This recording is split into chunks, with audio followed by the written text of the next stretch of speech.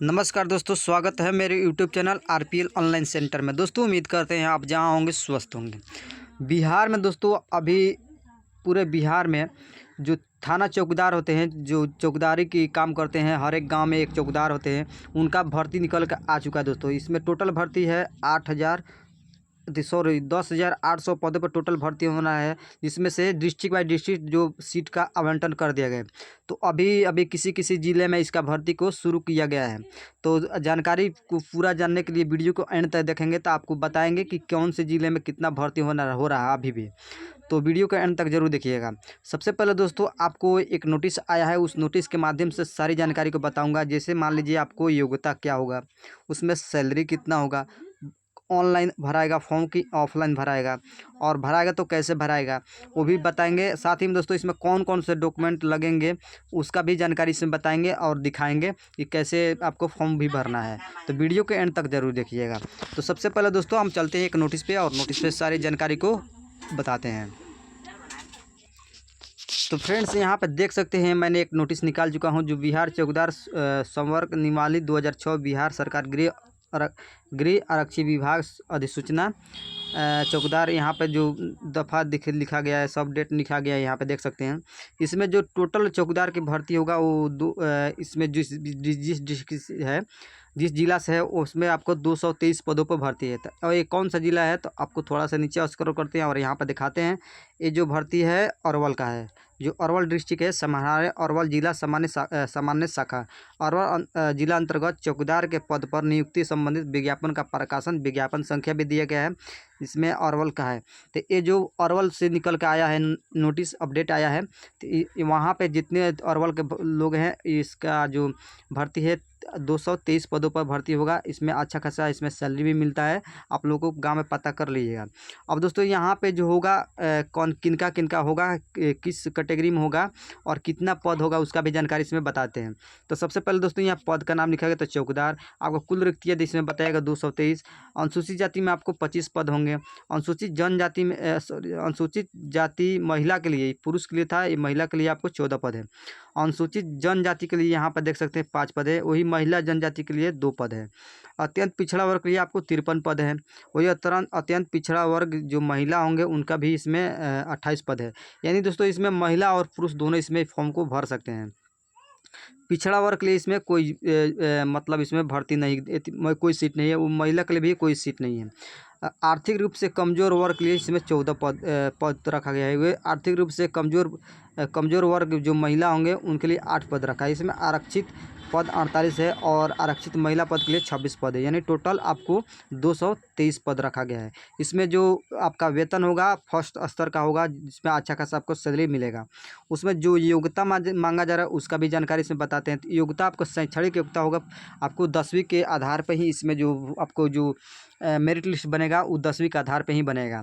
तो जिनका इसमें मैट्रिक में जितना अच्छा नंबर होगा उनका इसमें फर्स्ट सिलेक्शन होने का ज़्यादा बहुत चांस है। इसमें बताया कि मैट्रिक अथवा समकक्ष प्राप्त बोर्ड से होगी। मैट्रिक 10वीं पास समकक्ष परीक्षा में प्राप्त अंकों के आधार पर बताया जा रहा है कि मैट्रिक या समकक्ष का प्राप्त अंकों के आधार पर मेगा सूची तैयार किया जाएगा, यानी आपका मेरिट लिस्ट तैयार किया जाएगा।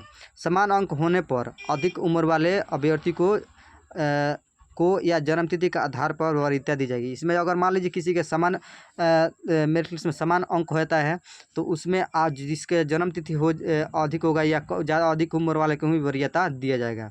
अभ्यर्थी को साइकिल चलाने का ज्ञान होना अवश्य होगा। महिला अभ्यर्थी को मामले में यह शर्त छात्र समझी जाएगी। उसके बाद दोस्तों इसमें जो उम्र सीमा की बात कही गई दोस्तों, तो आपका जो उम्र सीमा होगा काउंट होगा 1/7/2024 तक जो कट ऑफ डेट होगा। न्यूनतम उम्र आपका 18 वर्ष होना चाहिए, जो कोटिवार अधिकतम आयु सीमा न्यूनतम होगा। इसमें आरक्षित वर्ग के लिए यहाँ पे पुरुष के लिए बताया जाए 37 वर्ष। वही पिछड़ा वर्ग या अत्यंत पिछड़ा वर्ग के महिला और पुरुष के लिए दोनों 40 वर्ष होना चाहिए। और अनारक्षित वर्ग के लिए महिला के लिए 40 वर्ष। अनुसूचित जाति अनुसूचित जनजाति महिला पुरुष के लिए 42 वर्ष अधिकतम होना चाहिए। तो आप लोग फॉर्म को भर पाइएगा। अगर 42, 40 या 37 से अधिक होता है तो आपको फॉर्म को फिलअप नहीं कर सकते हैं। कम से कम उम्र आपका 18 वर्ष होना चाहिए। उसके बाद दोस्तों आपका आवेदन करने की प्रक्रिया और सीमा बताया गया है, समय सीमा। तो यहाँ पर देख सकते हैं त्रुटि रहित आवेदन पत्र सीधे निबंधित डाक स्पीड पोस्ट के द्वारा जिला नियोजनालय कार्यालय Arwal block campus Arwal pin code इतना पते पर आपको प्राप्त किए जाएंगे। यानी दोस्तों आपको जो ये स्पीड पोस्ट के माध्यम से जो यहाँ पे जो एड्रेस लिखा गया है, इस एड्रेस पर आपको स्पीड पोस्ट के माध्यम से भेजना होगा। आवेदन पत्र दिनांक 20/7/2024 को संध्या इतना तक स्वीकार किए जाएंगे। निर्धारित तिथि समय के पश्चात आवेदन पत्र विचारणीय नहीं होगा। यानी दोस्तों इसमें जो डेट बताया गया, तो इस डेट को आप लोग ख्याल नहीं करते हुए आप लोग आप इसके लिए फॉर्म भर सकते हैं। यहाँ पे जो डेट दिया गया है वो पिछले साल का है, लेकिन इस साल इसका भर्ती हो रहा है, तो इस पे आपको विशेष ध्यान देना होगा।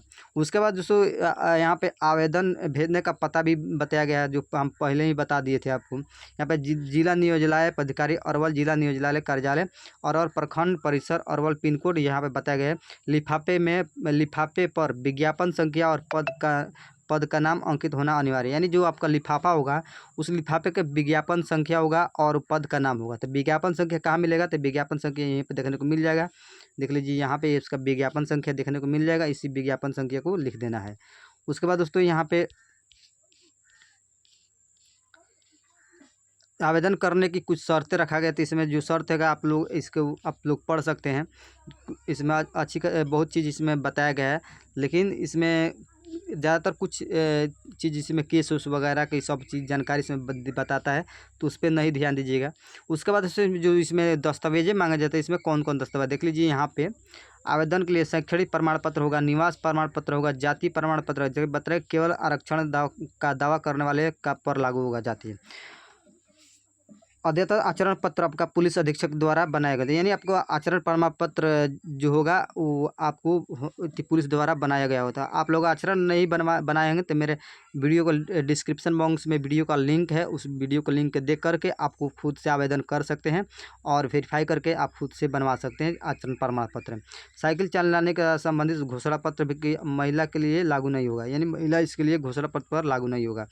दिव्यांग प्रमाण पत्र है तो आपको दिव्यांग प्रमाण पत्र देना ही है, तो नहीं। केंद्रीय पेंशन पर प्राप्त 77 श्रेणी के पोता पोती नतनी नातिन होने का परिचय प्रमाण पत्र केवल आरक्षण का दावा करने वाले पर लागू होगा। यानी दोस्तों अगर आपके केंद्रीय पेंशन द्वारा स्वतंत्रता सेनानी पोता पोता नातिन नातिन होने पर परिचय प्रमाण पत्र केवल आरक्षण का दावा करने वाले पर ही लागू होगा। हाल ही में अतिरिक्त 2 रंगीन फोटो लगेगा, यानी जो आपका इसमें जो फोटो होंगे वो रंगीन होगा, 2 फोटो लगेगा।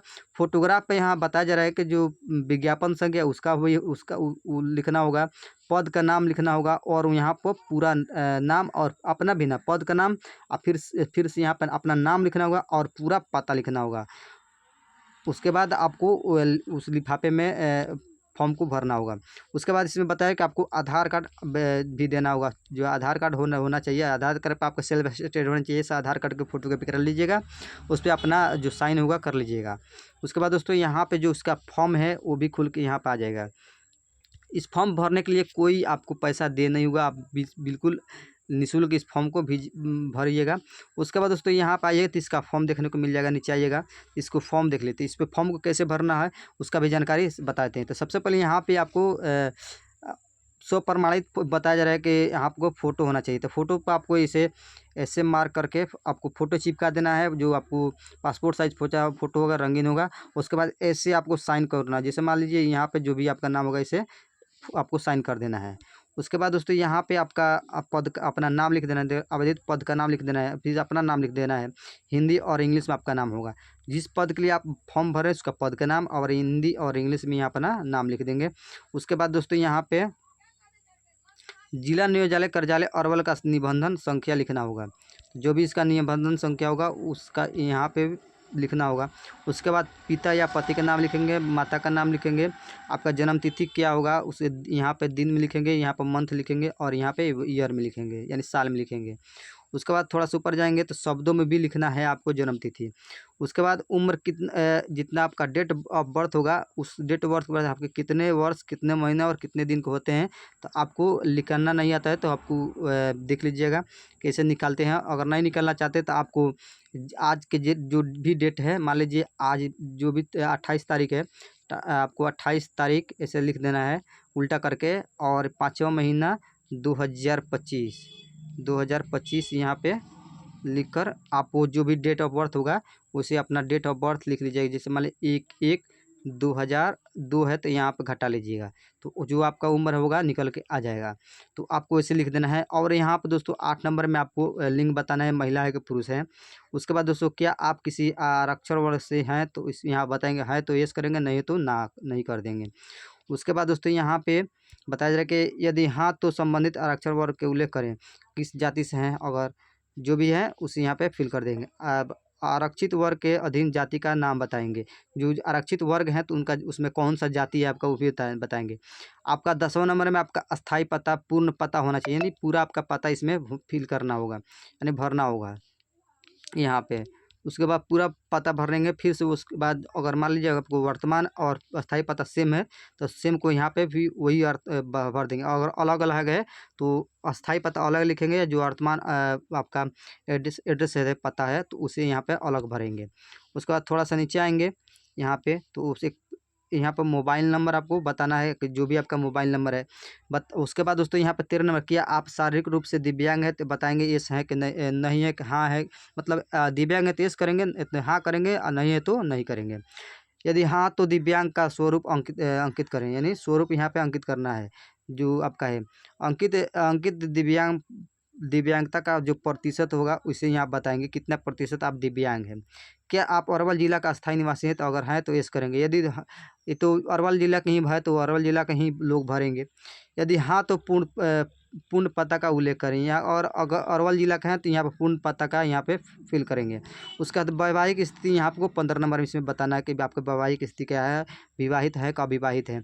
उसके बाद क्या आप पूर्व से सरकारी सेवा से कार्यरत या अथवा नहीं, यानी इसमें पूछा जा रहा है कि आपको पूर्व में से आपसे सरकारी सेवा में कार्यरत है कि नहीं है। तो इसमें अगर है तो यस करेंगे, हाँ करेंगे, नहीं है तो नो करेंगे। यदि हाँ तो पूरा विवरण दें, यानी अगर आप पूर्व से सरकारी सेवा में है तो उसका विवरण बताएंगे। 17 नंबर अगर पूछ ले क्या आप विज्ञापन में अंकित आवश्यक न्यूनतम शैक्षणिक योग्यता धारण करते हैं या नहीं। तो जो आपको विज्ञापन दिया गया तो उसमें न्यूनतम शैक्षणिक योग्यता धारण है कि नहीं है, उसका भी इसमें बताना है हाँ और ना में। उसके बाद शैक्षणिक योग्यता का विवरण इसमें बताना है, जो आपको शैक्षणिक योग्यता बताया गया उसमें आपको इसमें बताना है। इसमें मैट्रिक इंटर जितना भी आप यहाँ पर भर सकते हैं। संकाय बता सकते हैं, कौन से सत्र बताएंगे, उत्तीर्ण की तिथि बताएंगे, विद्यालय कौन से विद्यालय से पास होंगे। उसके बाद यहाँ पर बोर्ड बताएंगे, कुल प्राप्तांक आपको कितना हो, तो आपको जो भी बिहार में 500 पर होता है उसका बताएंगे।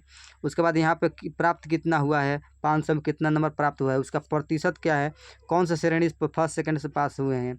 ठीक है, इस प्रकार से सारा जानकारी को फिल बताना होगा। 19 नंबर में सब पूछा जा रहा है कि क्या आपके विरुद्ध किसी न्यायालय में कोई बात विचारण है या नहीं है, तो उसका भी इसमें बताना है। यदि हाँ तो पूरा विवरण देंगे, अगर नहीं है तो नहीं देंगे। क्या आप किसी न्यायालय द्वारा दंडित किए गए हैं, अगर दंडित किए हैं तो उसका भी विवरण से बताना है, अगर नहीं है तो नहीं कर देंगे। शारीरिक पहचान भी इसमें 2 चीज़ बताना है आपको, यानी आपको 2 इसमें शारीरिक पहचान बताएंगे, कटा फोटा तिल का चिन्ह, इसमें 2 चीज़ इसमें फिल कर लेंगे फर्स्ट और सेकंड में। उसके बाद दोस्तों यहाँ पे कौन से प्रमाण पत्र लगेंगे उसका भी इसमें भी बता दिया गया है। तो इसमें देख सकते हैं शैक्षणिक प्रमाण पत्र, यानी जो आपका योग्यता मांगा जाता है, मैट्रिक पास, इंटर पास, जो भी, उसका भी निवास प्रमाण पत्र, जाति प्रमाण और आचरण प्रमाण पत्र, साथ में आधार कार्ड भी लगा देंगे, और इसमें सभी सेल्फ अटेस्टेड होगा। उसके बाद दोस्तों आपको इसमें कुछ नियम बताया गया है, उसका भी जानकारी होगा। यहाँ बताया जाए कि साइकिल चलाने के संबंधित घोषणा पत्र महिला अभ्यर्थी के लिए नहीं होगा। ये जो घोषणा पत्र है महिला के लिए लागू नहीं होगा। तो आपको यहाँ पर फ़ोटो चिपकाना है, अगर और उसके बाद दोस्तों यहाँ पे आपको स्थान बताएं किस स्थान से फॉर्म को भर रहे हैं, और डेट बताना है, और यहाँ पे हिंदी और इंग्लिश में आपको साइन होना करेंगे। उसके बाद दोस्तों यहाँ पे जो होगा इस कॉलम को कार्यालय द्वारा भरा जाएगा। इसको भर कर आपको स्पीड पोस्ट के माध्यम से जो एड्रेस बताए थे उस एड्रेस पर आपको भेज देना है। तो आपको मोबाइल नंबर पे जो या ईमेल पे आपका जो होगा जानकारी मिलेगा, आपको पूरी जानकारी को बता दिया जाएगा।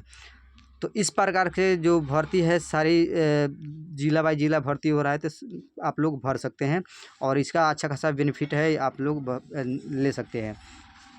अगर दोस्तों अगर दूसरे ज़िला का आता है तो उसका भी वीडियो मैं अलग से बना दूंगा। तो अगर वीडियो पसंद आया तो वीडियो को लाइक ज़रूर कीजिएगा, और दोस्तों अपने दोस्तों के पास ज़रूर शेयर कीजिएगा, ताकि ऐसी वीडियो का जानकारी उनको भी मिल जाए। तो फिर मिलेंगे नेक्स्ट वीडियो में।